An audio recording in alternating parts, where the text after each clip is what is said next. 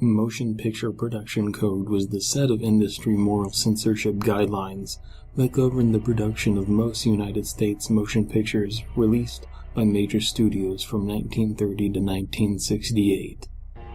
It's popularly known as the Hays Code, after Hollywood's chief censor at the time, William H. Hays.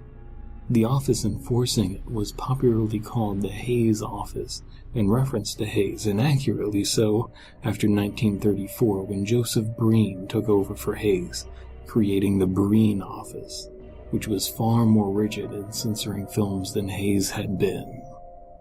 About Joseph Igneous Breen. While he married his high school sweetheart, he was known to engage in extramarital affairs in college and a little thereafter. Mr. Breen, appropriately enough, attended St. Joseph's University for journalism, graduating class of 1919. Douglas Flanagan, a close college friend of Breen's, commented on Breen's behavior and attitude during college in a 1965 Variety magazine article, shortly after Breen's death. Quote, "Joey wasn't always the upstanding Christian he was on his deathbed or in the Hays office. There was the cheating behind poor Mary's back, which we just couldn't get him to come clean about. Of course, it was with multiple women and some, women of the night that hung around McGillen's old alehouse.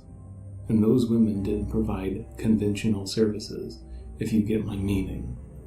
That's all immoral and everything, but what's worse were the diseases and how we brought them home.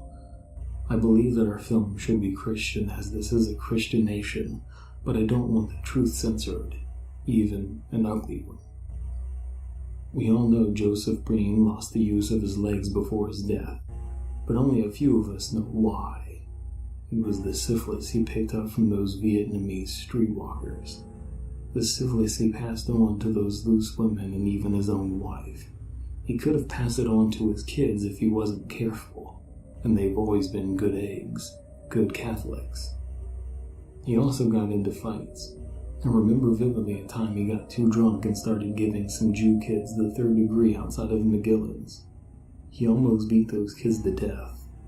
If I remember correctly, one had to be taken to the hospital. And then there were the drunk threats of killing President Harding for oppressing Catholics. He just didn't have a filter when he was young." End quote. The Hays Code had a list of key points known as the don'ts and be carefuls, which explained what was and wasn't allowed in films under the MPAA. It's an excessive list, so I won't explain it here.